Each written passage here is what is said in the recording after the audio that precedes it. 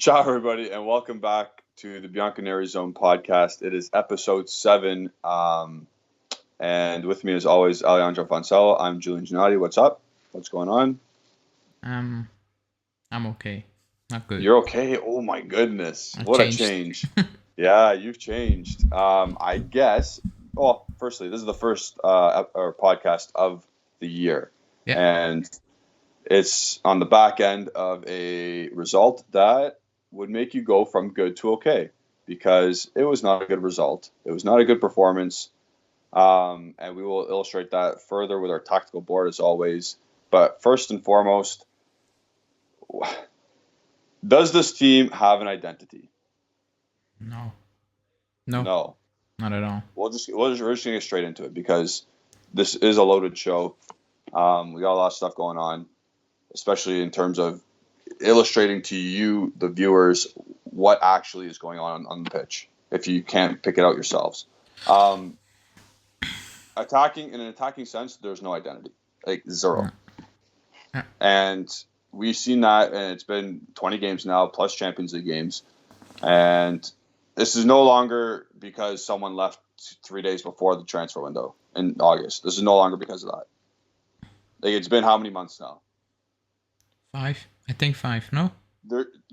Something like that. There should be some semblance of an identity in the neutral and attacking thirds. Yeah.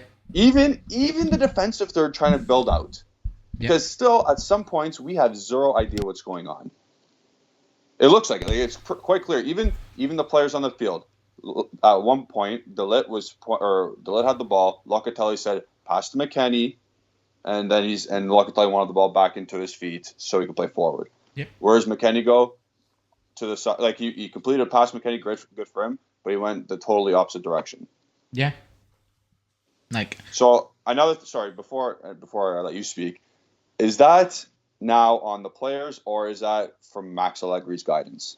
Yeah, that's what I want to say, because when we got Allegri, like we knew what the squad was. Like some of these players have been here for a long time and are not performing for a very long time. So we knew what we were getting this season, especially when you lose Ronaldo and you replace him with Keane, and the only reinforcement basically is Locatelli. So you knew it's going to be a difficult season. So you bring in Allegri.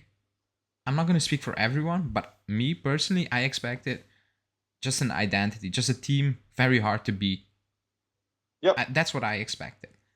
And we look very easily to beat in every game we play almost. We look very easily. The only game where I had the feeling, we're not going to lose this game, and as the weirdest of all, was Chelsea at home. Like, that's for me the game when I was watching the game, I'm like, we're not losing. And when we went 1-0 up, I'm like, this is in the bag. Like, we're well drilled. I was like, this is an Allegri team. Like, we're gonna not shithouse our way into it. Like, we know our strengths. We know we're not the better team on the day, but we are well drilled. We have an identity that day. And I was like, okay, maybe. But after that, it's all disjointed for me. Like, I will say one thing. I think it was an 80th minute, and Dybala, the front three were pressing, and they had Napoli on the ropes. Like, they were struggling to play up from the back. But one pass in midfield, and Dybala looked behind him. Bentancur is and he was like, come on, man. Come on, dudes. Like, but not just Bentancur, like everyone. Like, it was a gap. Yeah. The gap was massive. And Dybala was like, we cannot do this. And that's not on him. And that's not also on Bentancur. That's on coaching. Like, you coach that. Like, that's coaching. Like, if the front three go pressing, you all press. That's coaching. Yep. And that's what Allegri, after the game, he said, at some point, you need to understand the moments, when to accelerate. Locatelli was the only one trying. All the midfielders were hiding. I'm like, well, you're the coach. Like, you can make the subs. Sort it out. Yeah, sort it out. Like, don't you come out with saying that, and that makes you look even worse, in my opinion. Yeah.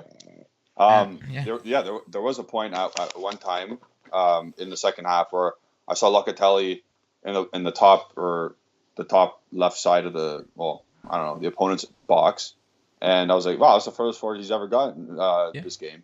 And so, like, stuff was happening at least. There were some offensive actions, like flows, like movements, and he was trying to pick out some passes. And I saw people were saying like he had a great game. Like, okay, timeout. You didn't have a great game. He was fine.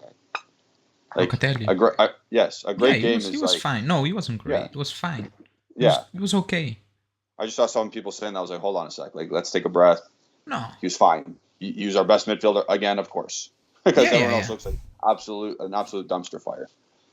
So I will ask you this question because I tweeted it out. I'm like, because I was like, we talked about it many times, and even yesterday I was watching on the Belgian sports channel, and even they were saying like they're kind of wasting Locatelli on the 6. Like 100%. He can play that position, we know that, but do you really want him to? Do you really want him to play that position? So I tweeted out like, and it's on the bottom now.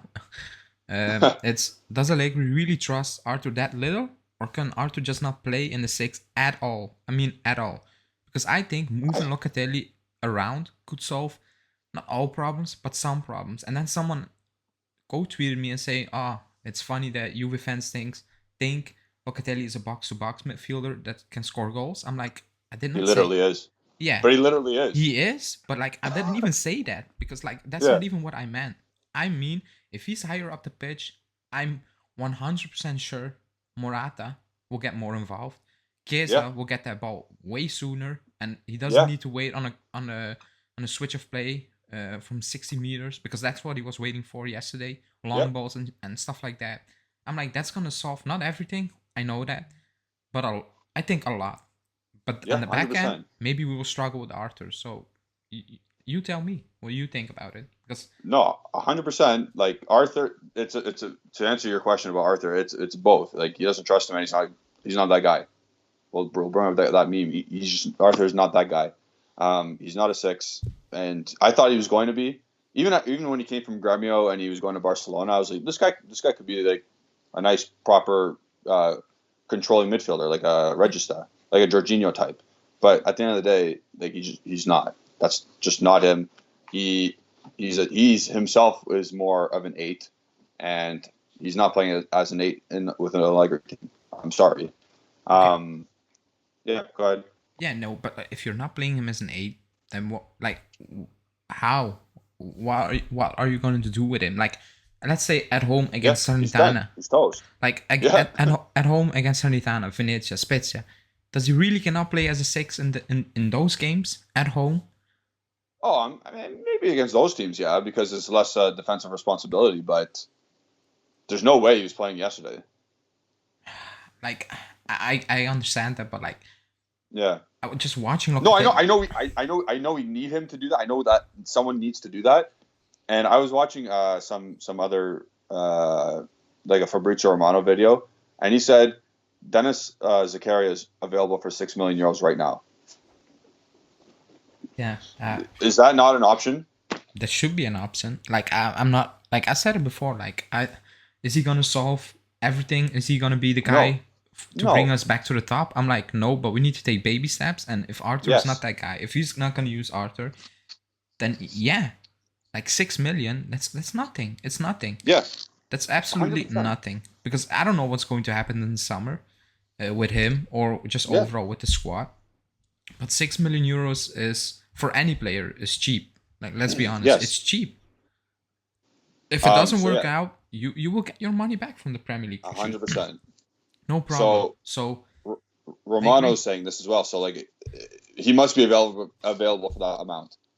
If Ramsey leaves with Crystal Palace in the background here, can that just not happen? Can you just not do that? Can Agnelli and Nedved not see that Locatelli, like Nedved's played at the highest level? Yeah. Do you think he can't see that Locatelli's being like stuck? He's stuck. He can, and Allegri can. Like, I'm 100% sure that Allegri doesn't want to play him over there because that makes no sense. Can Nedved not just pay for it himself? Because I'm sure he has €6 million. Yeah, I need Locatelli to move out. I'm so happy you brought this up because every time I see him in the attacking third and closer to goal, I'm like, yes, I trust this guy completely. Yeah, it's different. Not everything always happens or something not always materializes, but at least there's an attempt and sometimes there's product.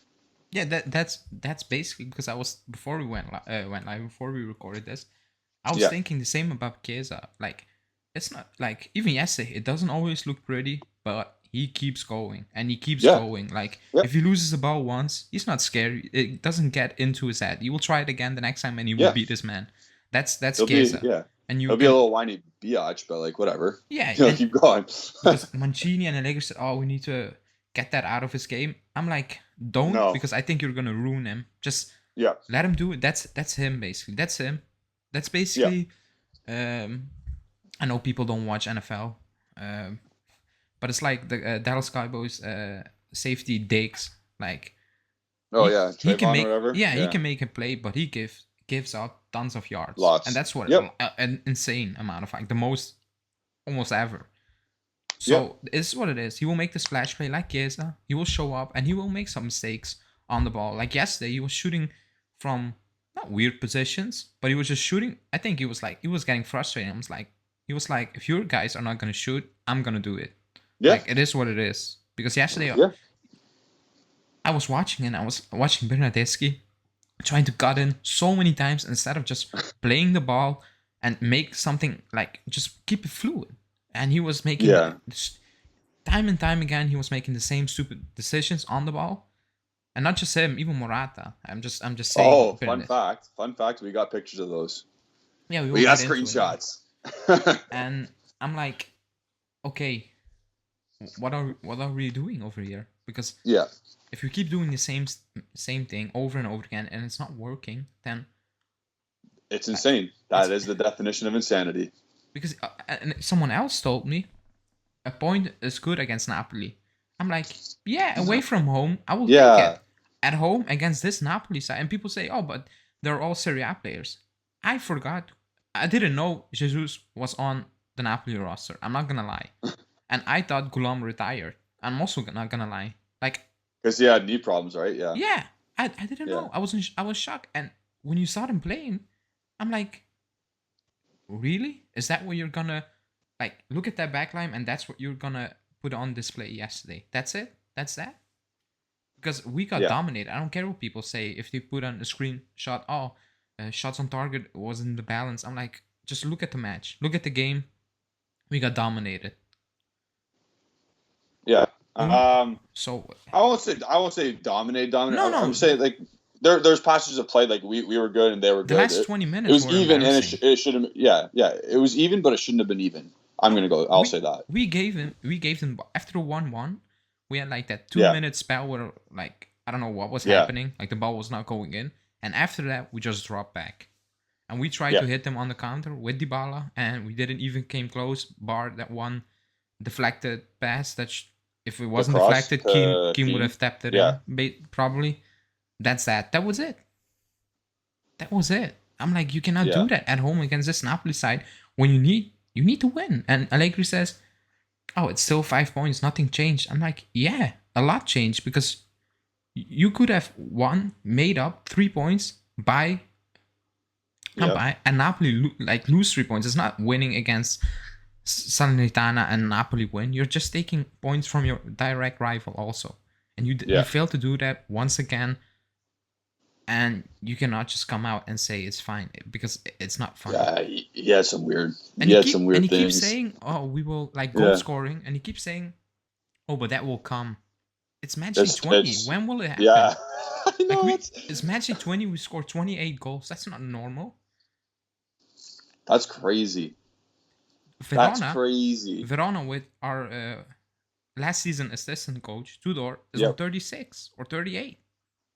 And they sucked at the beginning of the year. Remember? Because they fired their coach? Yeah. And they're 10th. They're 10th or something. We are 5th. We scored 28 goals. 28.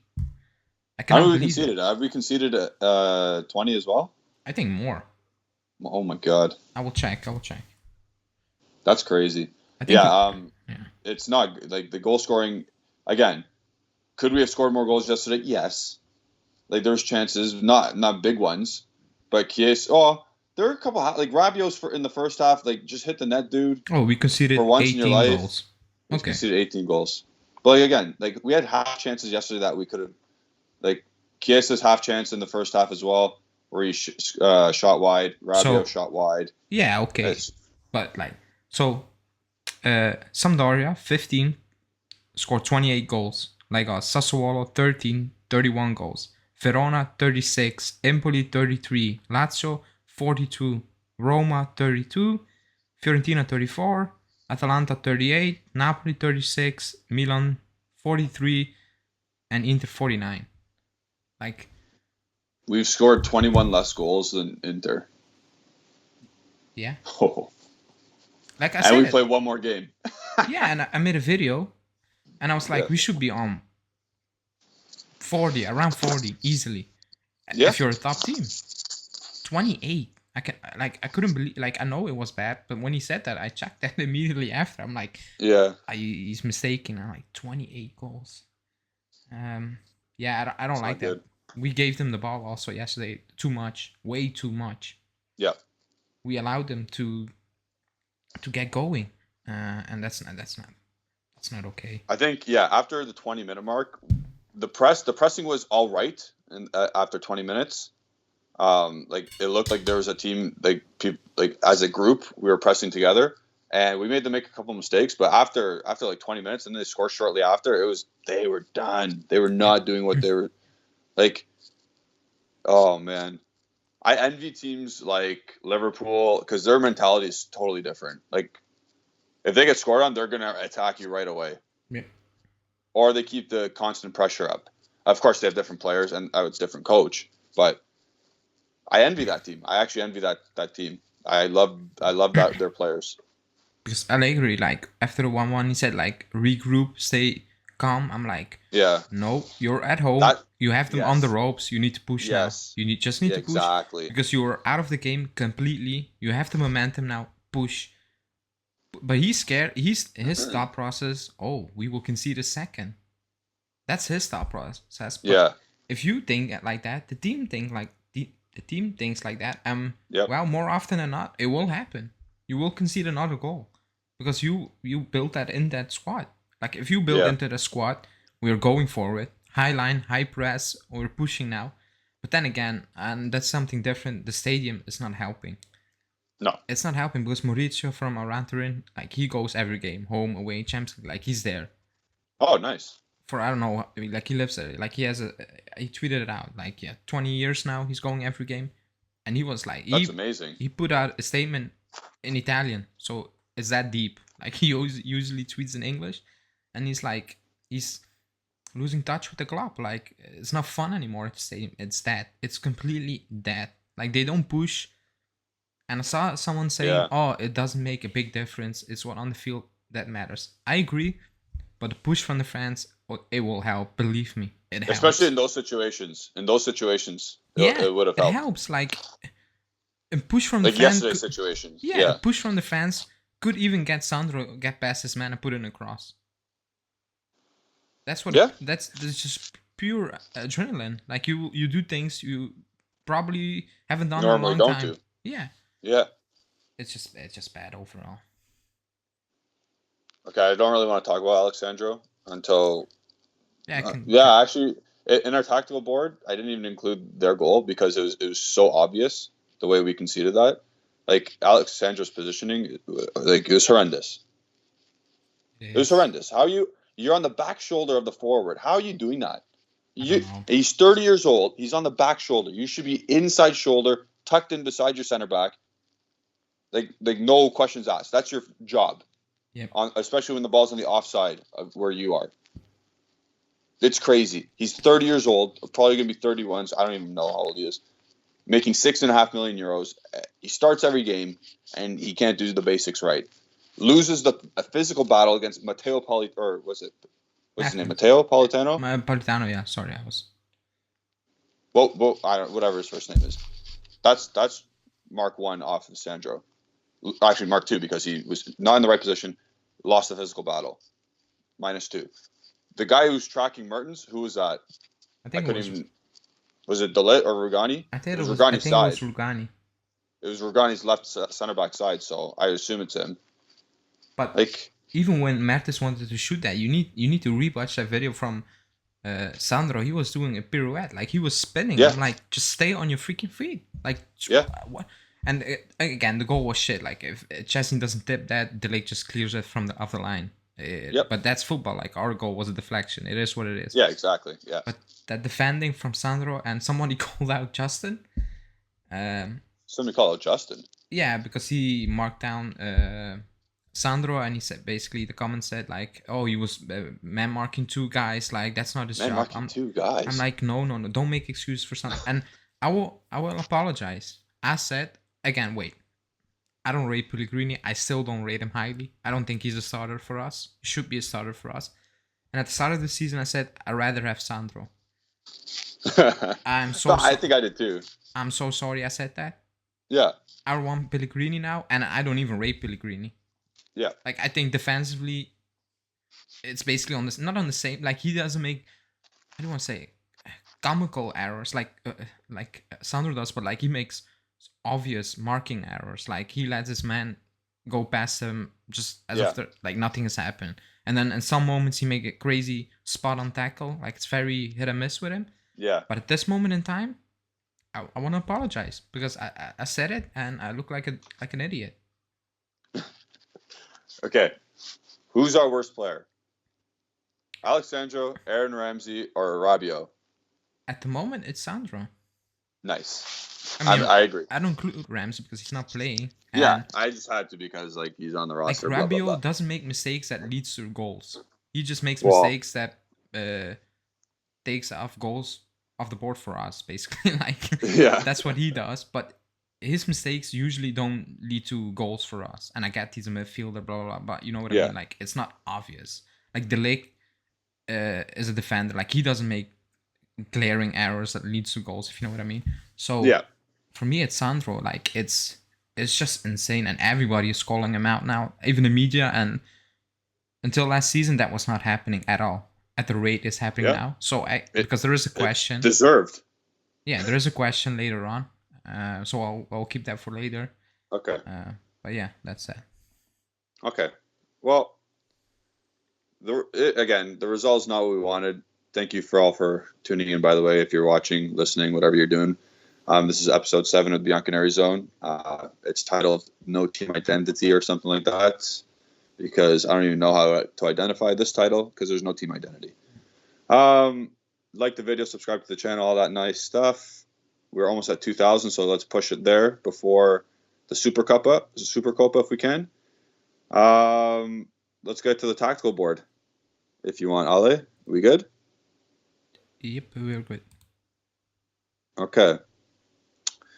So the first one is the first 3 pictures we're grouping them together, and the title of that little grouping of pictures is going to be like just bad setup tactically, like either the team's not listening to what the coach is doing or the coach is not setting the players up in the right spot. So the first one, it's the end product of the flow, the passage of play is Zielinski gets a shot top of the box and he skies it. So what can you see there? Sorry, you can see him wide open. You can see him wide open. Yeah. So we got Rabiot, Mckenny, and Locatelli, and another defender all around. I believe that's Insigne. Yeah, it's Insigne. Yeah. And previous to this screen capture, Locatelli went to go chase Diego Demme, one of their holding midfielders, and then the pass got played to Insigne. So as that happens, because Locatelli is the guy in the middle of the midfield, and like he's a central midfielder for us.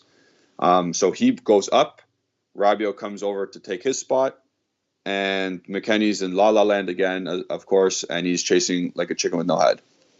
So no one's in the right spot, and everyone's chasing at this point, leaving people top of the box wide open. And they had about 2 or 3 chances like that. Nothing materialized, but but you can't do that. I remember that they had 3-4 shots in a quick period of time, and was always the same thing happening. Yeah, I get and it was disjointed. Yeah, and I said it. That's coaching. That's like the players. They have an idea what to do, but what they need to do, it's not working for some reason. Like it feels like watching that. It feels like one of two players forget their assignment or have no clue what their assignment is. Yeah, and then it leads to shots on net or shots at target. Yeah. That's that. Another thing is, I hate how like this again stems from Allegri because he likes to keep a low the lowest block I've ever seen. Yeah. There's no reason why our center back should be at the penalty spot. Because Diego Dema had the ball probably, I'd say, 45 yards out from goal. Why are we so far behind? They just hold your line. Hold your line. Bernardeschi can tuck in because when we get to in our defensive phase, it's a 4-4-2. That was pretty obvious. Yeah. And Bernardeschi became the fourth midfielder. There's no reason why De Ligt and Rugani, and look at Sandro marking nobody. You can see in the picture. There's no reason why they should be so far into their box. They should be keeping a high line and keeping everyone at bay. Because this is disjointed, like you said at the beginning. Unless it's what Allegri wanted, then they're doing exactly what they should be. Yeah. It's either or at this point. Yeah, and it's still pick your option. It's still bad. Yeah. It shouldn't be happening. That's what it is. And what minute? That's 37 minutes. So at that point, they've had, like I said, 3 or 4 shots from open shots from the top of the box, and they've already scored a goal. Yep. So disjointed, to say the least. We'll move on to the next one. This is another, I don't know if it's tactical, whatever Allegri wanted, but at the beginning of the match, I said we pressed well, and we did as a team. But this is the one of the times where it didn't work. If you can see look at the 3 players at least, all in a straight line, and one pass is just crushing. Look at that. That's 5 players in total. Yeah, that's just bad pressing. Like the one in the middle, he should be dropping down. He should be dropping in a bit. Yeah. And the one on the same height almost as the referee should be moving in that position almost. And then on the bottom, I don't know who that is, Bernardeschi should be coming in also. But again, the first 10 minutes, like I said it, the press, there was pressing. It wasn't always great, but we were winning the ball immediately high up the pitch. The Ligt was doing what the Ligt does almost. Like he was on it. Yeah. Even Rugani at times. Rugani's sneaky good at that too. Yeah, he is. Sometimes he's just too rash, but I thought yesterday he had a good game yesterday. He had a silently good game, and that's exactly what we needed. Yeah, Chiellini is back now, so he will start against Roma. But seeing what he did against Fiorentina and now Napoli, Rugani, if he needs to play another game, I won't be. How do you want to say? Stressed. I'm like, okay, nervous. I think for one game he can do a job because he's shown that and. Fair play to him, because if you never play and you play those games, it's not easy. And he did what he needed to. But yeah, that pressing sometimes. And you know what it is? I think because we don't do that often. And that's why you see mistakes, because we don't do that often. Yeah. We don't do that. A massive thing is when the striker is on the inside shoulder of the center back, Yeah. Those two, that one guy beside the referee, I can't really see who it is. He should already be going. He should be straight back already because the ball's never coming to the Napoli player in the middle, like never. No, but so that's what I said. Like if you press once every, I don't know how many games, then it's gonna look disjointed. It is because it's not like, you know what it is. I think Allegri tries that and then he sees, oh, it's not working. Never mind, and he throws that away. That's how it feels. It's okay. You're probably right too. Yeah. It's okay if it doesn't work from the get-go. That's fine. That's normal. Yeah. Everything you do, that's just normal in life. Like if you try something, most often than not, it's not gonna work from the first time perfectly. It isn't. Even if you train 5 days on it, week in, week out, game day is different. You're playing against an opponent who's not doing what you want, like in training. Exactly. So that's okay. But I think he watches that, really. That's what I believe. He watches that, and I'm like, and he's like, oh no, I need to go back to old habits. Just sit back, don't press, give them the ball. If we win it back, we go again, but we go again really slow, or we're just gonna hoof up the ball to Chiesa and let him beat 5-6 guys and hope he can make it happen. That's not football. I mean, that's not. That's relegation football. Genoa away to Inter or Juve, they play that type of football. Just That's Burnley. kick and hope. Yeah, Yeah. hope. That's not how we should be playing. No matter who we play at home, that's not how we should be playing. Yeah, and here's another. If we go to the next picture, it's when we do have the ball in possession, and Yeah, we have an outlet in Bernardeschi. Great, good for him. He used an outlet. He is surrounded by, what is that? I count 5 Napoli players before we get one Juventus player in sight. Look where Chiesa is. Look where Morata is. And the ball came from the right hand side here. It was either from Quadrado or a center back or midfielder. Why is Morata on the left hand side there? Like Chiesa, that's his turf. If you want to be helpful, Morata, you got to come help. yeah. You're a striker. You are the center forward. You're not the left forward. You're not the right forward. You're the center forward. You stay on the ball the sides on, especially if you have a winger on the opposite side. Yeah. Like especially if Morata comes over, do you think that, I think it was Rahmani? Do you think he's going to come and help? No. He's going to come. No, he will a bit. Oh, he will. Okay. Yeah. Sorry. Yeah, you will. But then he'll pass Morata on to Juan Jesus, and then there's even more space for I get what you. Chiesa. But if Bernardeschi can even get out of this, but again, he's isolated there, so I feel bad for Bernard there. Yeah, that's not his fault. Like he receives the ball, but we do that often. I hate when we try to force the ball to Morata when he's surrounded with 4 players in his back. I'm like, what do you expect Morata to do? Like he's not Benzema. Like he can hold. He's not that type of player, or of that caliber. You cannot hold up play with 3 players in his back and just square it off and go again. That's not. Yeah. And we do that so often. And even when he can hold up play, like it takes so long before our wingers get up there or be in position. It's so I don't know. I didn't really take a screenshot of this, but a couple times Bernardeschi came wide when Quadrado had the ball. So right back has the ball. Bernardeschi came all the way wide to the touchline. I get it. You're a winger, do that. And then the ball gets played to Morata's feet, and there's absolutely no support. In that scenario, Weston McKennie, you better get near Morata. Yeah. He's lost sometimes in our defensive third when we have the ball. He is lost sometimes. I don't know if that's because he's not technical enough and Allegri says to get out of there. I hope not, because you still need to be present. But I don't know. No. But we move on. Yeah.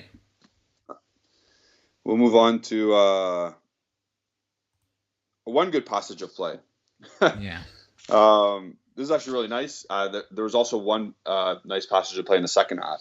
So this is from Wani C to Morata to Bernardeschi to Mckenny and Morata again. So if you can picture that in your head, it's just a play to the wide to the winger here into McKenny's feet, and he's dropping off into the space into the middle of the field for Morata, and he collects the ball. Great. Spacing is all good. Look, 8 to 10 yards apart, everyone there.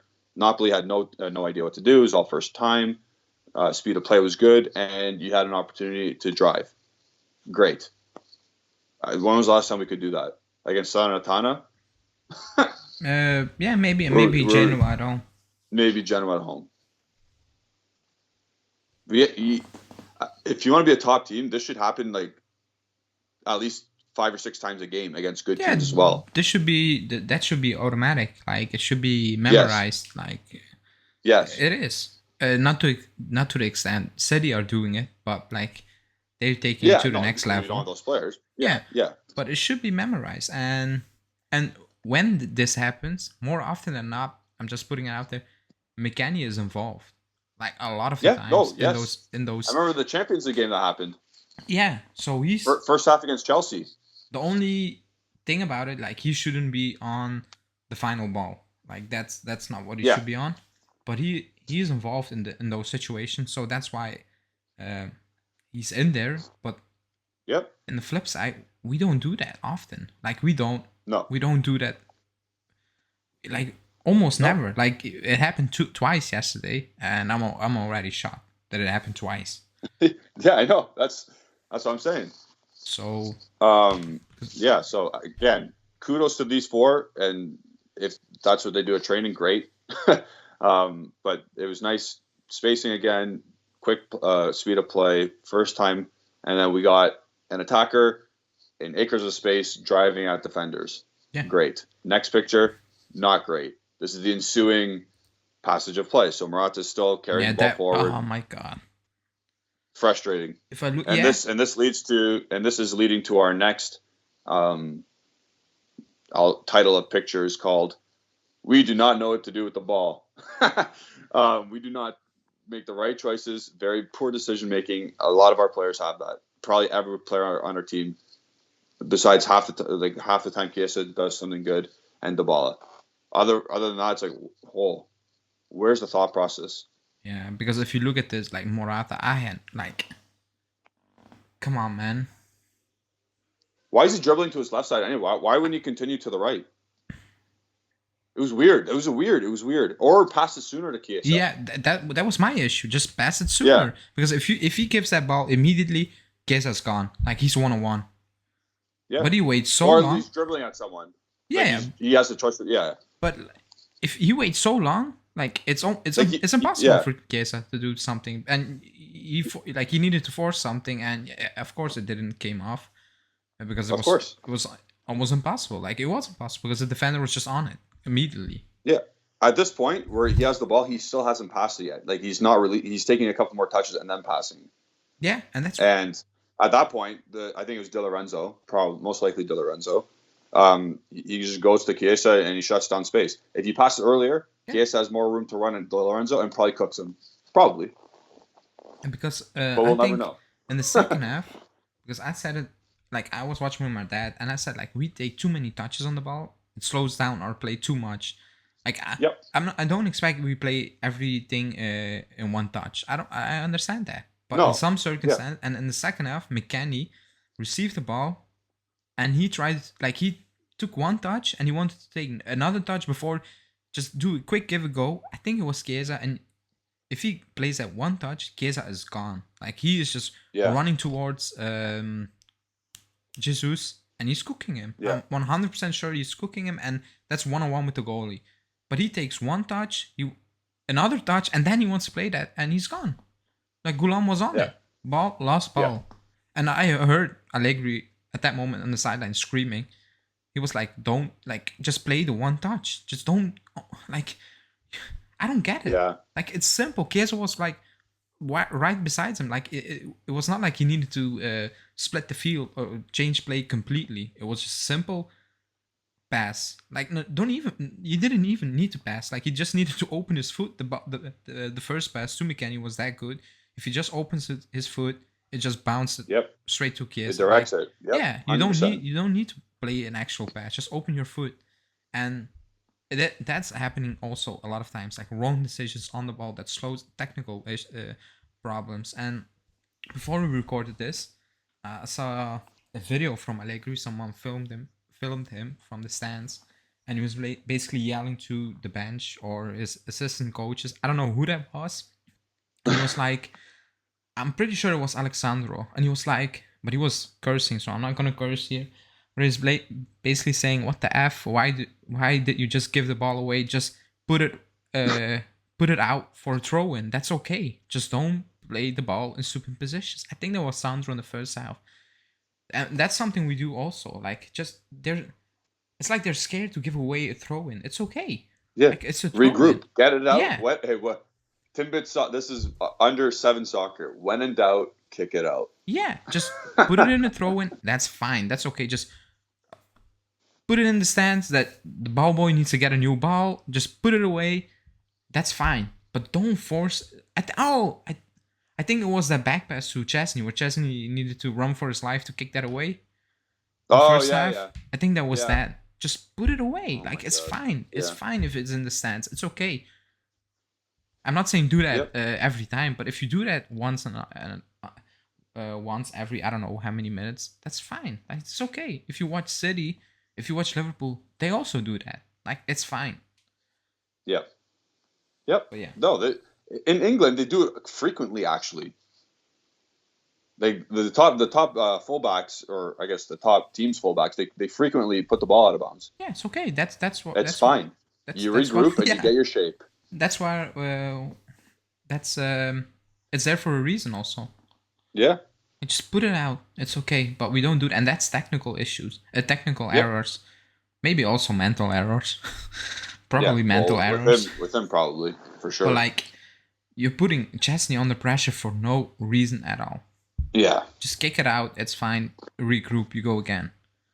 But yeah, whatever. Well, this is the next one's a fun one for you. It's Oh my one of god. the umpteenth amount of times Bernardeschi has played the ball or has been played a ball this season, and he dribbles, he cuts into the middle because that's what he does, and he doesn't release the ball. He doesn't release the ball. There's 8 players around him. He doesn't release the ball. He gets cracked, and he thinks it's a foul, but it's a clean tackle, and you lose possession. And again, Bernardeschi was bad yesterday, but he was okay in December. No one's denying that.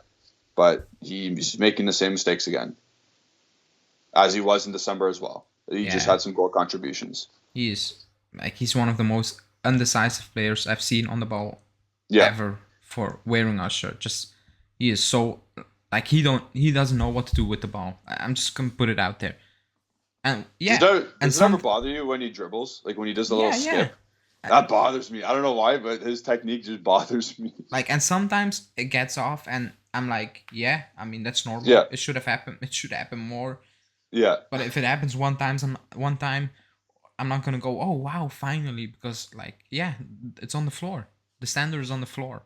Yeah. And that's why I think a lot of people are like, oh, he did it. We need to praise him. I'm like, yeah, I mean, you shouldn't, but you should at this situation, I think, because it's very rare. You get 4.5 mil and you're scoring a goal and everyone's praising you. That's not good. No. So, and he did that yesterday many times in the first half. Yeah. Like this was probably the worst one or the most obvious one. Because I don't know what got into him that made him think I'm just gonna run straight to the I don't know, at the edge of the box and try to beat I don't know how many Napoli players. Like it didn't make sense when he had the opportunity to just play. And you can see Mckenny in that picture. He's looking at the sky. He's like, Jesus Christ, just play me the ball. Because he made that run. Because he made that run. And he's because if you watch the tape, you can see it. He's like, come on, man, just play me the damn ball. You can see me making that run. Just play it. And he's right. He's 100% right, Mckenny. Just play that damn ball. Yeah. And that's a perfect picture because I didn't see you post that like that. But Mckenny was frustrating because he made a good run. So here's the flip side. So everyone knows Lorenzo Insigne, the right-footed left winger, same as Bernardeschi, left-footed right winger, whatever, just opposite sides. He does not we all know that he's known for dribbling, cutting in as well. He's never going to go drive down the left with his left foot. Yeah. But he's more successful because he's more calm, and he could sometimes pick out a ball. I'm not saying all the time because he's going to Toronto FC for a reason, but there's a difference between the standard, and we don't even rate Insigne that much. Do you know what I'm trying to say here? I get what you're saying. Yeah. But this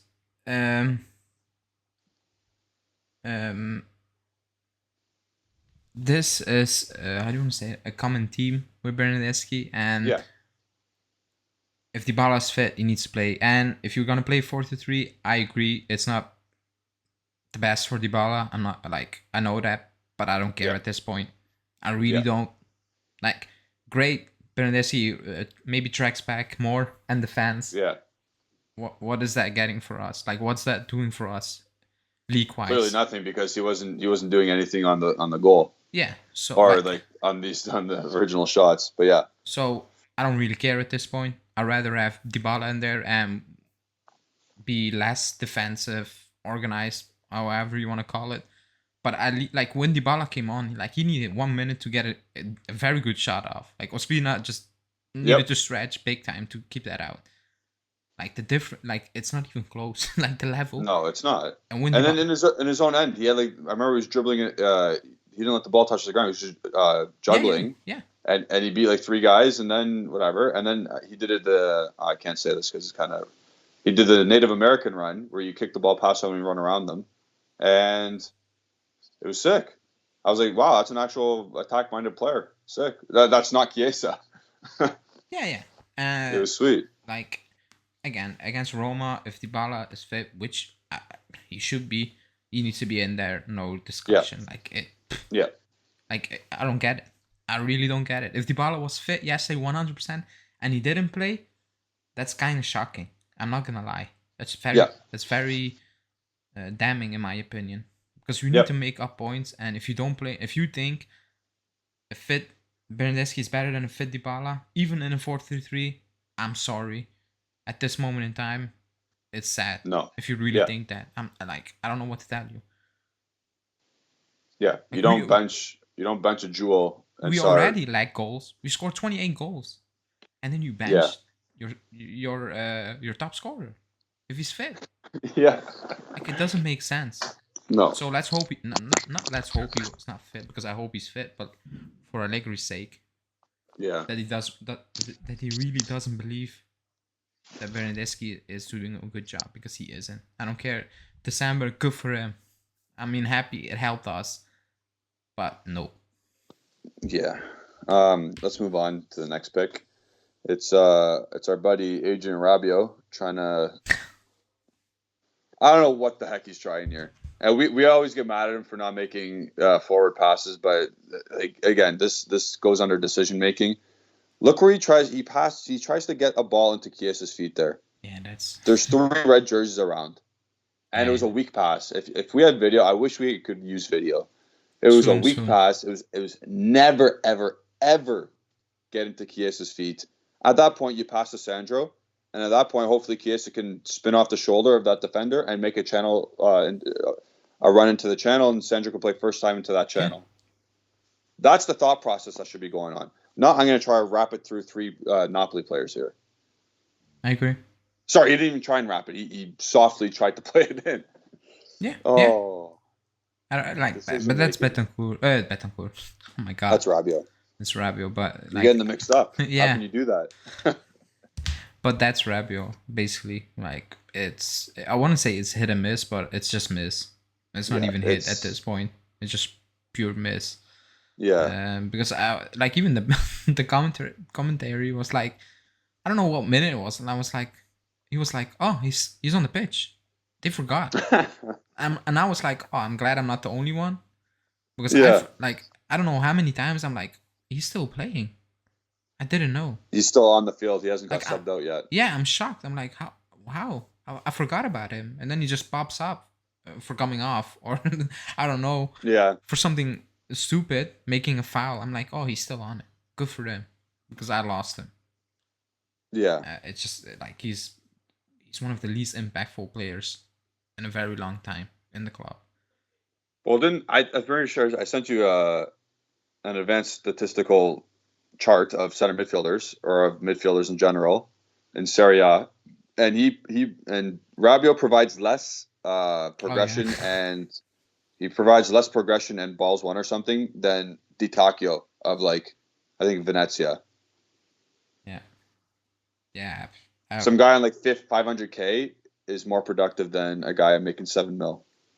Yeah, we need to get him out. It's just that blunt. Like, I mean, that obvious. Yeah. And again, it makes me question this. How does he play all these games, start all these games for Juventus and France? For us, I know we don't have anyone else. For France, I don't know, because they have they have actually footballers, like good players. Yeah. For us, I know, I get why, because, well, it is what it is. Like, if you put Bentancur in there, is it that much of an improvement? Maybe a bit, because he actually gets in there sometimes. Yeah. But, like, it's not saying, wow, what a change. It is. Yeah. So minimal improvement. Yeah, probably we need as much minimal improvement as possible. We will get there in the questions soon, but yeah. Yeah. That's Okay, let's go to our last graphic for our tactical board. We're gonna end on a good note. This is right before Chiesa scored his goal. So Juan Cuadrado, right back, has the ball right side of the field, as you see, and he head up and he makes a pass that eliminates 3 guys right there. also Mckenny making a forward run as a midfielder. It's refreshing. Yeah. Like, we always give him shtick because he's not the most technical player. No. But everything else, he's actually, you know what? He's useful. And what we said, like, if he scores goals, everybody forgets. And yesterday, he should have scored. He should have scored, 100%. And he knows that. Because I think he feels that if I don't score goals, I think like he feels I can get replaced, because that's why I'm in here making those runs, and he does that very well. Like those overlaps, and that's the picture from Bernardeschi where Mckenny's looking at the sky. Like, come on, give me those overlaps. He does that very good. Yep, he does that very good. And I mean, I wouldn't say that's a bare minimum, but looking at the rest of our midfielders, it's refreshing. But it is. When you get in that position, you need to capitalize for him. And yesterday, he knows that. Like, that should have been money, easy, easy. His third-minute goal. I think if we score that third-minute goal, we win that game 3-0. Like 3-0. I think I don't know about that, but I think we win because we were on it. I think we would have, unless you sit back again, but we were on it, and if that goal scores, it could have changed everything, and he knows that. Yeah. But yeah, it was a great direct through ball from Cuadrado to Mckenny making a good forward run. Like, he's almost in line with Morata there. Great to see. And then, of course, he crosses the ball in to Morata, but defended well by Romani. Picked up by Chiesa, goal scored, 1-1. Yeah. And then not much happened. No. So I hope you enjoyed the tactical board there. Wait, I still have the. Oh, that's right. It's not really a tactical board. It's not a tactical board. This is just sad. This is just sad, but still. This is just a sad picture. Yeah, show us all.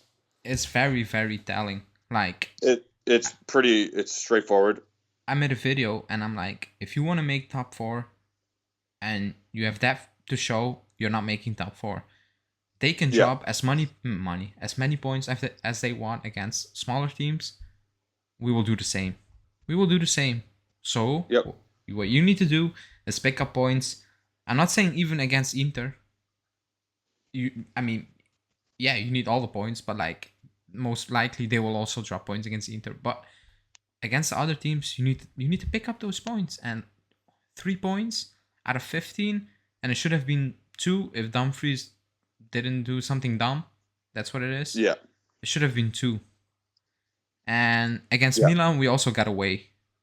We got away, especially in the last 40 minutes. We got away. They were coming on that game. I don't know how we kept it 1-1, because in the end, I was like, oh my god, what the hell is happening over here? It's like, look at that. It's just insane. Like, it's insane. It's not good enough to make top 4. You're not in a top 4 race with those results. You can be in a top 4 race. 1, 2, 3, 4 goals scored in those 5 games. That's horrible. It's horrible. A lot of it has to do with what we just went over the tactical board with you, like just dumb decision making inside the final third. Poorly set up when it matters most, tactically, and again, just we all know the expected goals versus actual goals are stats in that, because we are not performing up to that standard that we create. So we already know we're at a disadvantage there. It's not good. No. Especially when you concede 1, 2, 3, 4, 5, conceded 6. Yeah, like, I know it's not that many, but like, again, if we're going to be known as a defensive team, that should be like 2. Yeah, but even if you can stay to 6, if you scored 11, I'm like, fine. Like, you. No, I get it, but I'm saying we're a defensively driven team. Yeah. And we're conceding 6 goals still. And that number should be 2 or 3. And you also need to look how you concede that goals most of the time. Yep. Like, it's just overall comical. Bad. It's sometimes it's very comical. The first two goals, the Napoli game, comical. The Milan goal, was it a Rebic header? Yeah, free header. Like, free header. Inter's goal, I forget, what was it? I was Dzeko. That was like on the crossbar. That was lucky. That was very unlucky. Yeah. And the Atalanta goal was Zapata. It was bad. Crossbar in. Yeah, Morata just giving the ball away when the backline was basically stepping up at that moment, stepping out, and Yeah, and the Napoli goal, it's just not good enough. Like to make top four, that should have been at least 9, 10. No, 10. It should be 10 at It should least. Be 10 points. At least at the bare minimum. We have 3. Yeah. If that was 10, I'm like, okay, yeah, you're in it. Yeah, it's very close. Now people think it's like people say, oh, it's still 5 points. It's close. Yeah, but like on the field, we know, like you feel it's not close. It's far. Yeah. Like the level is far. They were missing so many players, and they were better than us. They played a better game overall, and they missed so many players at the back. They missed their entire backline bar Di Lorenzo. Romani started 17 games. Yeah, but I mean, that's the starting center back. It's not. But like, it's not obviously their leader. It's not Koulibaly their leader, but it's still. And Romani's a starter. To be honest, he's not good, but like he's not good. Like, but he still plays, and he's still Ruiz was not there. I keep forgetting the name from the guy who went to Visa. Osimhen wasn't there. They're missing key players. They're missing their spine, basically, almost. They were missing their spine from back to front. Yeah. From front to back. They were missing their spine. And we had nothing to show for it. And that's very worrying. Because now we need to go to Roma. And Roma are missing players. But I'm like... Yeah, when was the last... Like, I said it on my video. When was the last time we played a good game away to Roma? We never do. We always concede penalties. There's always a scrap. It's horrible. Because they're missing Mckenny, Cristante, who isn't really a starter, but sometimes he starts. Canadian legend. And Karsdorp. So they're missing 3 players. They're in a... Bad form. They won 1-4 at Atalanta, but I watched that game. That shouldn't be a 1-4 game. Like, everything they hit on target was in. But still, they're in a bad form. And they're still the favorites. They're still the favorites to win that game, in my opinion. If they get the crowd into it, we will we will lose it. I'm 100% sure of that. We will lose it again. We will lose our heads, and we will just give that game away really quickly. But yeah. Last question before we get into injury time. What's their capacity? Is it different capacities for every? It's 50. It's 50 for the whole country. Yeah, so it's 50, and the away end is also 50. Oh, but we usually send some good fans out there, so.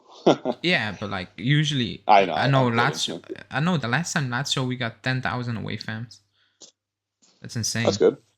So against Roma, it's usually less, but like let's say if it was 7,000, it's 3,500 now. Yeah. But yeah. All right.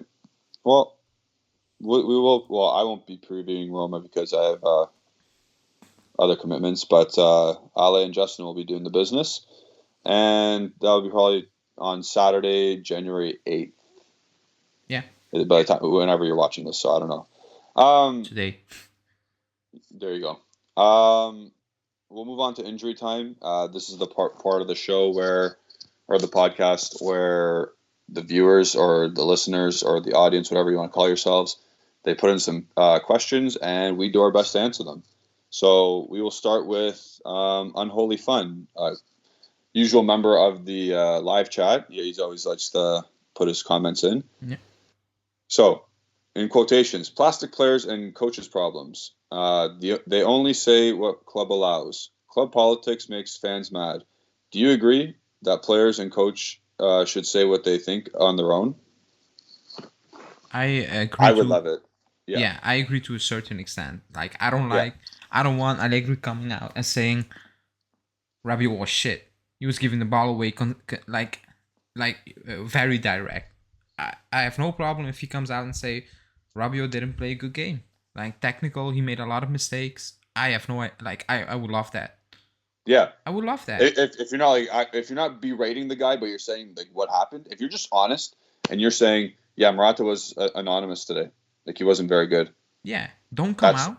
Yeah, yesterday and say we played a good game. You didn't play a good game. We watched that. Like everybody watched that. The entire world watched that. Don't you're already in a bad position. If you say that, it makes it worse. And him saying that, he thinks he's protecting the team, but I think it's it's creating a more false image. Harming. Yeah, it's harming the team. I think, like, as a player, it's not bad. Like, it's not good. But if the coach says that, you're like, yeah, we're not good, but maybe I'm exaggerating. Like, if the coach says that, maybe it's not that bad. We can fix that. Like, it's some slight adjustments. So I'm like, yeah, I would love if like a delay. He says what he thinks, but like that's awesome. That's what all Dutch players, to be honest. Just they come out and they. Van der Vaart. Yeah, Van der Vaart is crazy. Even Van Persie is crazy. But they come out and they just say what they think.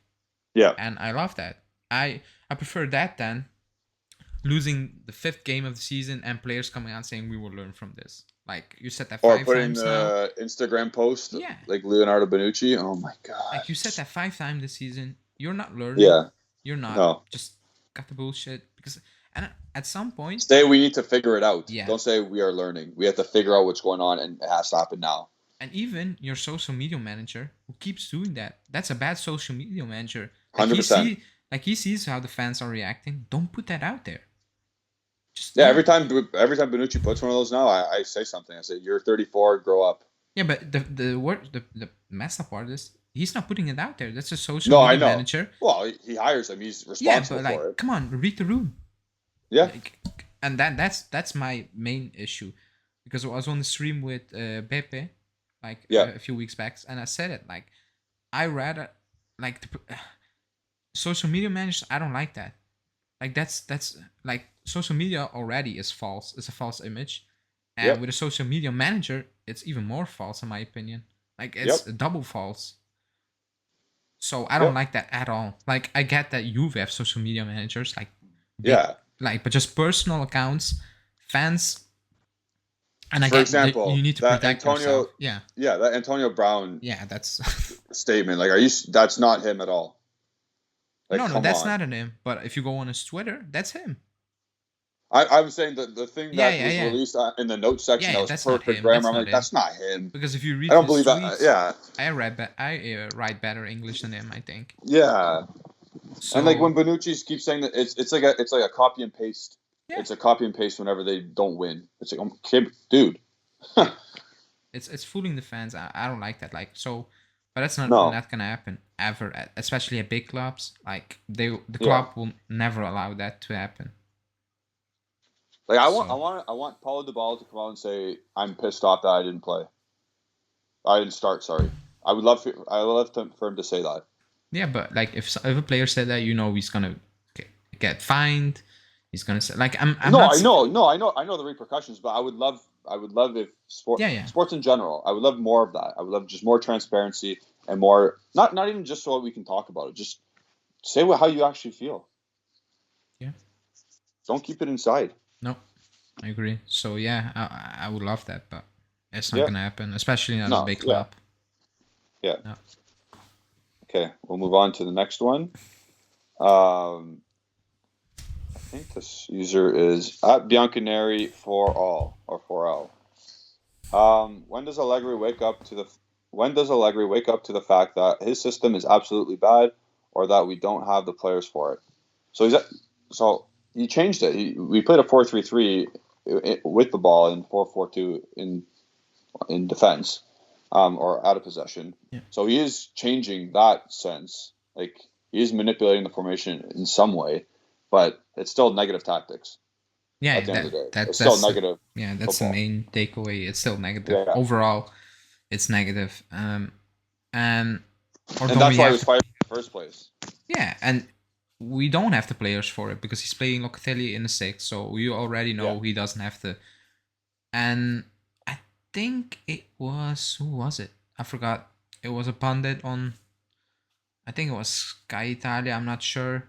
And he said, like, this team, and we said it before, this team is built very odd. Like, it doesn't really make sense the way it's built. We said this in July. Yeah. I said the squad composition was just not correct. I get that, and then that needs to be fixed. That's not on him. That's on the board. They plug in players here and there. They don't make sense. Free agent, get him in. One position is covered. Good.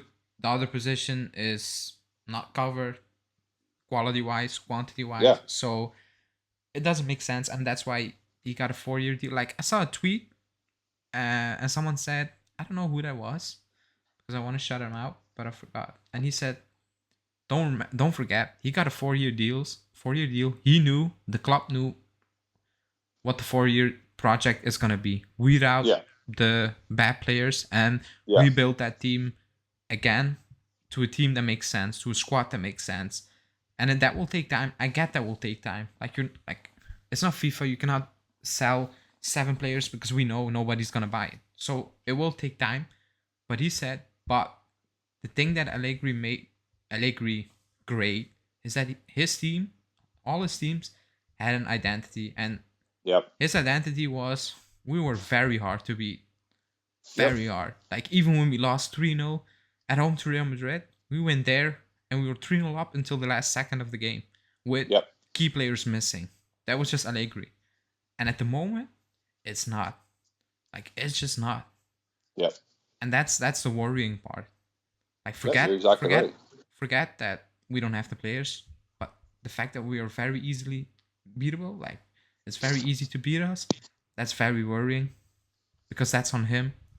And when we say like very easily beatable, we're not saying like 1-0 is a big scoreline, but like we still lost and we didn't look like we have any fight to us to come back. Like Atalanta, we were beatable and like we weren't good. That, like there's no thought process of, oh, we're coming back and we're gonna try and win. That's what I mean. So that's worrying. So yeah, I mean, I think he is changing his, like I think he doesn't even know at the moment what he really wants to do, and I think that's the main problem. I think if he doesn't know, the team doesn't know, and it's just two thoughts: do we need to do this? Do we need to do that? And then we are just doing something in between, like you said. Sometimes we press, sometimes we don't press. Sometimes we get a fluid attack, sometimes we don't, or most often we don't. So it's all half and half at the moment, and like you cannot compete with that. It's impossible. Like the league position is where we are for a reason. It's the way we play. It reflects that. The most consistent thing about the team is the inconsistency. From top to bottom, from management to coach to players to staff. So we'll move on to at Juventino MC, and he or she is asking, actually it's a he because Juventino. So should Juventus play a 4-3-3 false 9 or a 4-2-3-1? You can go first. I prefer the last one, 4-2-3-1. Because I think that suits Dybala more, or it could suit him more, but it shouldn't be a real, like, it's not going to be a 4-2-3-1, to be honest. But he's going to be playing behind that striker, in my opinion. Not a fixed position, not that. But I'd rather have that than him playing in a 4-3-3. Because you need, like, some way or another, this season you need to get him on that pitch. Like, we need goals. You need your best players out there, and somehow he needs to make that work this season. That's up to Allegri. Like, if you want to make top 4, you need to get Chiesa and Dybala on the same pitch and a striker. It is what it is. You're not making. I don't believe we're making top 4, but if you want to have a chance, you need to figure it out. You need to get him 100%. On the field. So I think 4-2-3-1, but you need to trust Chiesa and all those players in the 3 to do the defensive work, because you cannot let Locatelli and I don't know who person beside him. I think Betancourt. If that's the way he's going, you cannot leave them. You cannot leave them on their own when you're not in possession. So let's see. But I will go for the last one. So I'm sticking to my guns from the very beginning. I don't care what anyone says. I want Paulo Dybala in a 4-3-3 as the false, or I'm going to say inverted winger, not as a false striker. So Morata can still play, or whether Douhead we throw up top. But I want Dybala to do what he normally does, collect the ball on the right-hand side, drop in, because he's doing it anyway. And then Cuadrado can bomb on. It worked for Italy. It looked really nice. I know we don't have the same players, but the system can still work. We have almost the exact same thing, just on the opposite side. And then Chiesa can do his damage on the opposite side as a left winger. I agree, but I thought that if someone says he needs to play on the right with Morata on the middle, I would still prefer that over Bernardeschi on the right, but it's still not ideal. It's still not ideal for Dybala. This is not, again, Dybala is going to be a luxury player wherever you put him. So it's never going to be the ideal formation for the rest of the team, really. And that's a scary thing to think as well, because we literally just did that for Ronaldo. Yeah. So if you want to do a 4-4, like when did we play? When was 2017 again? Or who was our midfield? Midfield 2017. I don't know. Because we had Higuain and we had Dybala as a 17. It wasn't. It wasn't. No, it wasn't. It was Pjanic and Khedira. It was Pjanic and Khedira. Oh yeah, it was Pjanic and Khedira. Yeah. So they played in a double pivot basically, and we had Mandzukic on the left and was it Cuadrado on the right?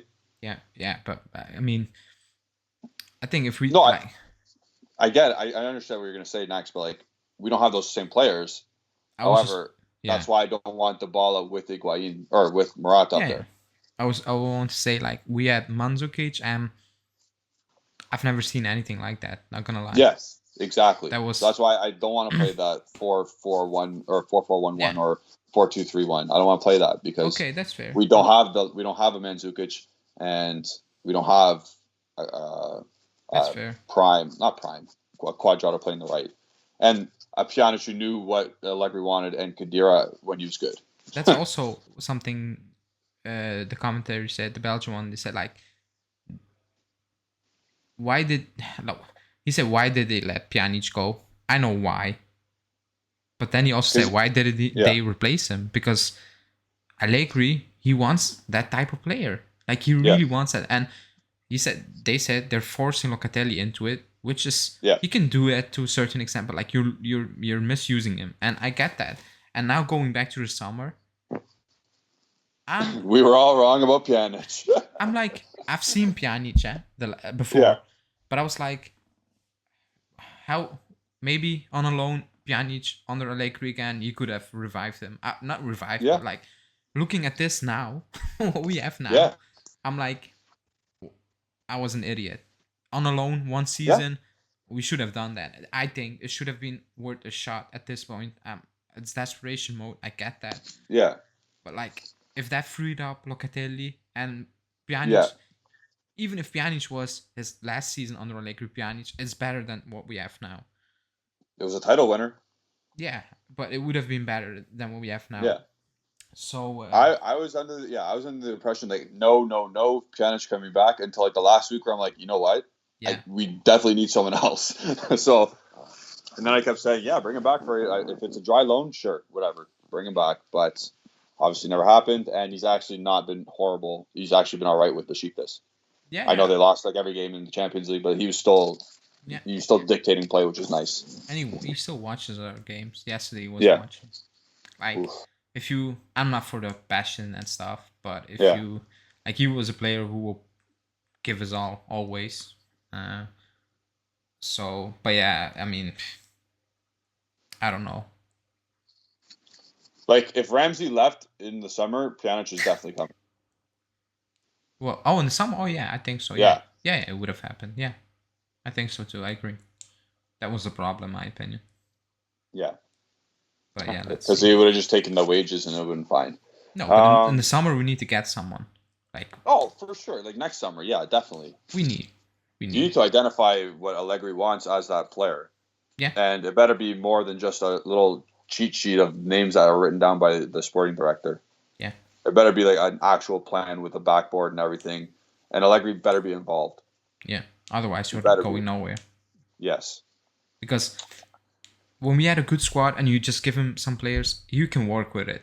But if you need to build from scratch, you cannot just toss some players and just say make it work. Like this team is already a mess. Yeah. Structured. Like you need to give him what he wants now. Otherwise, it's not going to work. Yeah. For sure. We'll move on because it's another midfield question, and it's from Juve Doug. That's a good name. What, if anything, can be done with our midfield? Well. What's that? Just clean them up. Get them out. Keep Locatelli and bring in Rovella. I said keep Fagioli in the squad. I'm gonna say keep Mckenny, to be honest, too, as a squad player. He's the last one. Like he should be the last one on the list to go. But it should like Ramsey, Arthur, Betancourt, Rabiot. They should be going out, and you should be bringing back Rovella. You should be bringing back Fagioli and keep him in the squad. You should. I think you really should. And you need to add a quality player. 2 more. You need to add 2 more. Yeah, but you need to have one experienced player. Not experienced. Like even Tchouaméni for me is already experienced. If you know what I mean. Like international experience, Champions experience. Don't bring another Mckenny. I'm not saying that's what I'm saying. Don't do that. If you want to add them for the bench, no problem. But you need 2 new starters. You need 2 new starters for Locatelli. You do. That's the reality we're in now. Yeah. It's a big chore in the summer. A big one. Like imagine that you 4 out of your 6 midfielders out. Yeah, you need it. Like that needs to happen. It won't happen, but it needs to happen. And now I'll ask you this: do you think the club also agrees? And forget if it's possible to do, but do you believe the club is looking at that and they think we just need to keep Locatelli and maybe Mckenny and the rest? We need to ship them out. Do you believe the club is thinking that? I think some of them are thinking that. I think some of them are thinking financially more. Yeah, I get that, but like. So I'm saying like everyone wants Ramsey out. Yes, I'm thinking everybody wants Arthur out at this point. Yes, financially, play style gone. Those 2 automatic gones. Rabiot, I think they'll let him go if a decent enough offer comes. But he's free in 23. No, I get it. So that's what's what I decent? said, like 15? I think that's decent. I was gonna say 10. Okay.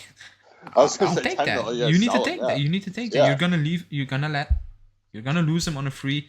He's awful. Take the 10. If that's still a hit, probably it's gonna be a hit wage wise. Yeah. It is what it is. Like you're gonna lose him on a free, or you're just gonna keep him in the team and just keep the same crap. Garbage. Basically. Yeah. Yeah. So it is what it is. And then I think Mckenny will be sold if a great offer comes, but I think he'll be kept because I'm not saying I agree with it, but he's good commercially and he's a useful squad player. That's what I think. Like if he's on the bench next season, he's a squad player. I wouldn't be mad because I don't. Yes.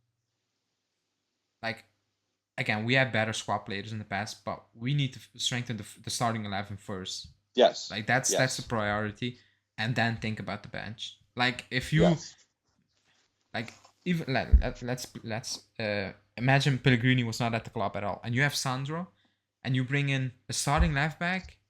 I understand you need to keep Sandro on the bench. Like, I have no problem with that. And next season he's gone, and you bring another replacement. I get that you cannot bring in 2 left backs. So now Pellegrini is there. You still need a starting right back, left back. Excuse me. Yeah. So that's with the Mckenny thought process. Yeah, I would keep him because I understand you cannot replace and the starting 11 and the bench. That's impossible. And I think they think that Bentancur will stay. Oh yeah, I agree. But at that point, you need to get the best out of them, and I don't believe this is the best from Bentancur. Like you cannot be this bad. Like come on. Yeah. Again, starts for Uruguay every game possible. Like Torreira doesn't start for Uruguay, but Torreira he's been very good in Serie A in his return. Yeah, and I saw someone say, but Uruguay is a very small country. They are, but they have a very good team. Yeah, they got Valverde, they got Bentancur, they got Torreira in center midfield, they got Cavani, Suarez. Yeah, they're kind of old, but like they have a good team.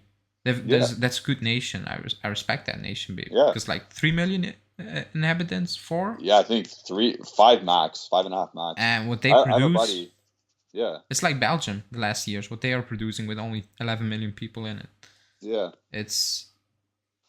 but yeah. So yeah, again, I see the board saying yes, Arthur gone, yes, Ramsey gone. If Rabiot gets a 10 million euro offer, yes, gone. Yeah. And I don't see them selling Bentancur because it financially doesn't make sense at this point. Mckenny doesn't make sense because he's useful, like I said, and obviously Locatelli's your star, your rock star at the moment. Yeah, I agree. And you have to, like you said, star player needs to come in, like, and it's going to be tough. I don't know how you're going to do it. Star player needs to come in there, and another useful player needs to come in as well, minimum, because then Rovella comes. Yep. And that's hard, and that's not going to happen. No, we know that. Yeah. And then we got a two-parter from Hanin next. Oh, yeah, this is a very big. Oh, I'll ask. Go to the second question from Hanin first, because it just goes on what we were just saying. Okay. So Hanin, first part, or I guess second part of her question is, what to do with Rabiot, Bentancur, and Sandro this season and in the summer, realistically? In the season, like Rabiot starting and you're seeing it, and Sandro starting and you're seeing it. Maybe Pellegrini gets more starts because he'll get fit again, and then maybe there's more trust. I'm 100% sure that he will get more starts. Good. I think it's done. I think it's done with Sandro. Like, even Allegri just he gave up. Like, if there are rumors, articles out there on a consistent basis claiming Pellegrini will get minutes, like, something is there. Like, one article, okay, but if there are multiple articles spread over different sources, then like, it's like where there's smoke, there's fire. 100%. Basically. So yeah. And then again with Bentancur, he's not started many games recently, and again he's not going to get sold because it just financially doesn't make sense unless some mega super duper offer comes in, which is not happening because he's garbage. So he's staying, and Rabiot, I can see him leaving for 10 million. And let's hope. And Sandro's not leaving. I'm sorry. His wage is a big problem. No, his wage is a big. Like, if he was on 3.5, he's gone in the summer. Sevilla, I don't know, he's gone. But so 6, I got a question. No, so he makes chance. 6, right? So he makes 6 million. Let's say Team X offers like 6 million euros for him, and like to buy him, and then they offer him a 3.5 million euro a year contract for 2 years. Does he do that because he makes more money? More money? He's not making more money. He is, though, because he'll make 7 million euros. He's guaranteed that. How? He's not guaranteed a contract after next season. But he has a contract until 23. Yeah, I'm saying next year he'll make 6 more million, correct? Yeah. Yeah. Oh, okay. So I'm saying, yeah. So if Team X offers a 2-year contract at 3, does he do that? I think he will do that. Would you do that? To be honest, no. I will do that if I get a 3-year deal at least. A 3-year deal, and let's say it's 2.5 million. Then no, you're still making 3. more. Still 3.5. That has to be 3.5. Okay. I will do that. If I get a deal, 3 years, 3.5. Like say some Turkish team comes in because they like the Brazilian older players, right? Let's say Galatasaray, and they got some money. So I was finishing my quote with saying, I want a decent team. So Champions League team. Yeah, I don't think he's going Turkey. If it's Sevilla, I don't because. But can he play there? Yeah, he can play there, but like he doesn't strike me as a player that's going there. Like because he's as a Brazilian, he's already too long at this club. Like, it's already a shock. Like, I'm shocked. I'm not gonna lie, I'm shocked. Yeah. Like, if he played on a decent level, again, like he was, he would have been considered a club legend almost. Like, that's how long he's been here now. Yeah. Like, he's been here since 2015. Yeah, it's 6-7 years now. If he kept his form, not the 2016-17, I don't think he could have kept that. But like a small decline, he would have been considered a legend. But his decline was insane, rapid. I still cannot believe it because I loved him. It's been 3 years as his decline though. Like, it's been 3 years since he's been in that last decline. Because I was, I don't know, 4 years ago. I was outside my hotel. And there's a little park, and he was out there just playing with his kid, buying fruit he likes in the environment, market. I guess, yeah, right? He likes he was, and he was just walking there. Like, that's why I don't think he's going Turkey. I really don't. He doesn't like the way he was out with his wife, with his kid. He was just buying fruit in the market, like very basic. Yeah, very basic. And people were just calling me, hey, like, and he was, hey, like he came across, and maybe I'm coming over like stupid now, but like looking at that and just the way he acts, the way he talks, also, like he's very like social media. Yeah. Nothing. Like he's not that guy. That's why Yeah. my feeling is he prefers something more less hectic. You know what I mean? Yeah. Yep. That's why I don't think he's going Turkey. I don't blame him. Like Yeah. if I can If go that's what he Sevilla, likes. That's what he likes, yeah. right? Like I prefer to go with Sevilla than Fenerbahce or Galatasaray.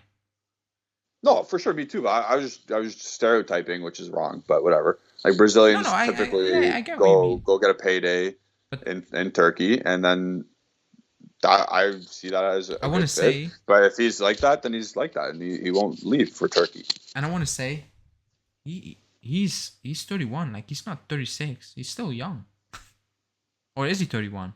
Is he 32? He's born in 1991, so he's gonna be 31 Yeah, in late. Like he has a late birthday. Yeah, that's not old.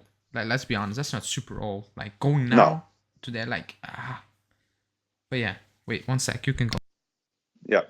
So to answer your question, I think you can sell Rabiot definitely in the summer. Bentancur will be harder to sell because of all the financial issues with his deal. And Sandro, again, are you gonna? Because we'll only have Pellegrini as a left back at that point. Can we sell Sandro and replace with another left back in time? Because I don't think we can spend money on a proper left back. I agree. If Sandro does leave, I agree.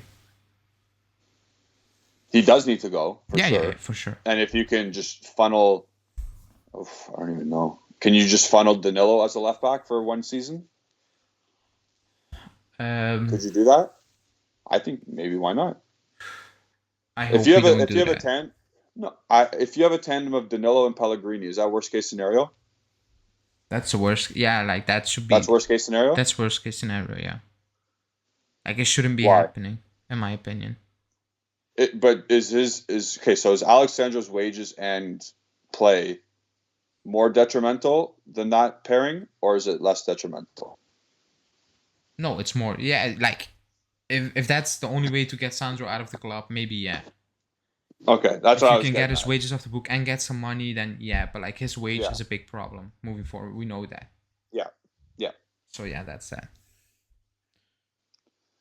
Did you answer the question with Rabiot, Bentancur, and Sandro? Yeah. I forget. I got it. Oh yeah, you did. Okay. We did.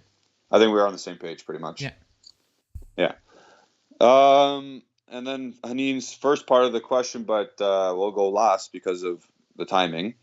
Is Allegri the right guy for the job? Can you build a team from scratch? What do they do in training, and why hasn't the attacking phase not improved since the beginning of the season? So I think we talked about this a lot, but yeah, I'm gonna quickly. I'm still going to say I think he can be the guy for the job, because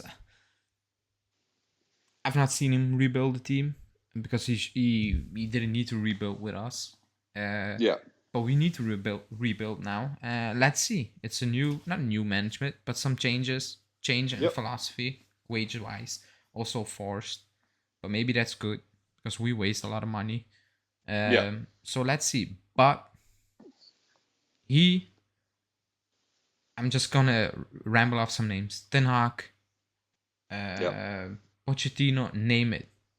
They will only succeed if you're gonna back your manager. And I'm not saying that if you need to give him Pogba and Haaland, but you need to give him the type of players he wants. Otherwise, at least the plan B or C to those players. Otherwise, it's not gonna work with anyone. If you need to give him the players he wants to play his type of football or his style, and then you can say it's not working. You need to go. But if you're just gonna chuck players to him randomly, like we did with Arthur, because Sarri didn't want them. Like you're not gonna convince me Sarri wanted Arthur. Yeah. Pirlo. I'm sorry. Yeah. Saying so. You're not gonna, because he, like, it was obvious he didn't want him. Like, let's be real. So if you're gonna do that, no coach is gonna succeed. For sure. Pep, when he came to City, first season he finished fourth. Sorry. And he bought like for almost 1 billion in defenders before he find his backline. And it's still not the best I've ever seen. But it is what it is. You need to not waste money, because they wasted money. Yeah. And they can't waste money, but you need to back him. And I keep bringing up the example from, he wanted the Trequartista, Isco. He didn't got him. Fine. He asked for Saponara. Like final resort. Like, I'm not saying Saponara was great at the time or amazing, but he wanted that type of player. He didn't even get Plan G. That's a plan G, and he didn't get it. And he was cheap. Like, okay, so what are we doing at the club? Like, at some point, you need to back your manager. But, this is what I've been saying, and it's going to be difficult because now they got even more talking heads in one room. Yeah. They need to get into a boardroom, and it needs to just be, honestly, like, Agnelli needs to screw off in those meetings. I know it's his money, or not even his money, his family's money, but like, he needs to screw off in those particular meetings. And so same with Nedved. Like, those two should not be there. It should be Allegri identifying the player and Cherubini getting into contact, and everybody saying, yeah, we can do that with the money. There's 3. That's it. Yep. That's it. Yeah. It shouldn't be more than that. And then at the end of the conclusion of their presentation of the whatever, they identified their players, then you go to Agnelli and say, can we have the money for this? Yeah, I agree. And you give them a presentation. It shouldn't be like that, but I guess it has to be. It's a business, so you got to have business presentations.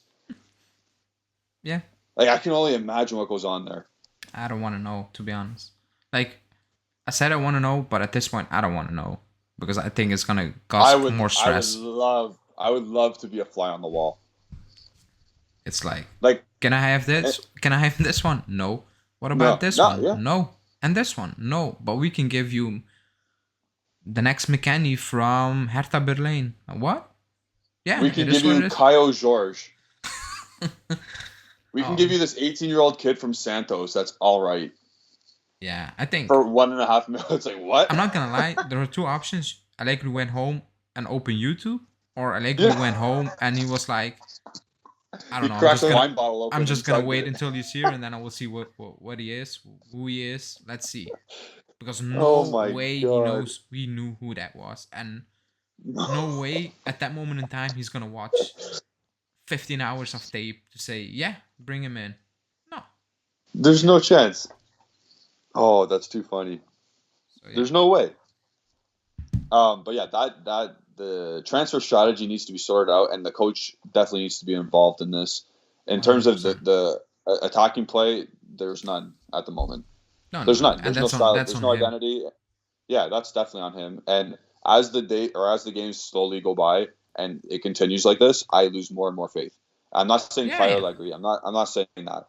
But at this point, it's 20 games and there's still no identity, and that's the name of this episode. There's no identity here. And 20 games plus Champions League, that's 26 games. Still nothing. It's sad. It's sad. And people are going to say, oh, lots of injuries, blah, blah, blah. Again, no. You can still play a certain way. Like, if Mo Salah doesn't play for Jurgen Klopp's Liverpool, you're still playing in a 4-3-3, next man up. Yep. It's the exact same way. And if it's not, obviously the production goes down a bit, but guess what? That's how they're playing. Every Liverpool fan knows how they're playing next. Like, they know in advance. Yes, we're going to play that. Oh, that guy's out, whatever. Yep. We do a preview show 16 hours before the game happens, and we have no effing idea what's going to happen. Yeah, that's insane. I'm not going to lie. Like, if you the journalists that think they know have no idea. Like, if you're a Liverpool fan and you would do a preview show, you know what's going to happen. It's copy and paste. Just and take one player, put another player in. Maybe it's Thiago playing? Is Keita maybe playing? That's it. Yeah. That's it.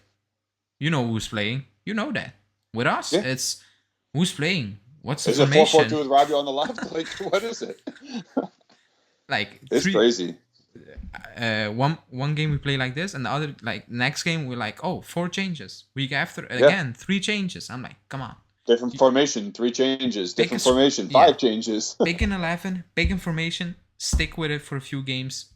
Make some changes because you play every 3 games. That's fine. Get one player out, one player in. but play the same. But play this, try and just play the same way. With this is just like a puzzle, and it's like me doing a puzzle when I was like a child, and it didn't work out, and I just like screw it. I start all over again instead of just stay calm and put a different piece in it. I just started all over again, and it was going nowhere. Yeah, I'm not gonna lie. I started. Obviously, why wouldn't I lie? I started a Football Manager 2022 save, on my Nintendo Switch, and I've been doing the Allegri tactic. I've been just switching every formation, whoever's available, whoever gets injured, just to screw around because whatever. I got time to spare, I guess, and it doesn't work. Not even a freaking video game. It just doesn't work. So why would it work it doesn't make sense. No. But yeah, that's my answer to the question. Yeah. I wish we could just have more consistency. Just hammer out a formation that you think works all the time. Stick by it. I agree. And hopefully it's not 4-4-2 with Adrian Rabiot on the left. No. But that's all for injury time, and that's all for episode 7 of the Bianconeri Zone podcast. Thank you all for listening. And again, by the time you hear this, we will be doing, well, not me, but Alejandro and Justin will be doing the match preview for Roma, match day 21. And you won't have the correct starting 11. But that's part of the problem. Like the video, subscribe to the channel, click the bell icon to stay notified for all our newest content. It's going to get better. As more and more of you guys subscribe and support the channel, our stuff's going to get even better. Follow Ale on Twitter at AleandroBZ. Follow Justin at Justin Safaro. Follow myself at Gennady151. And follow the main account for all the latest updates at Bianconeri Zone on Twitter and Instagram. Thank you all for listening today, watching, whatever you're doing. Ciao. Ciao.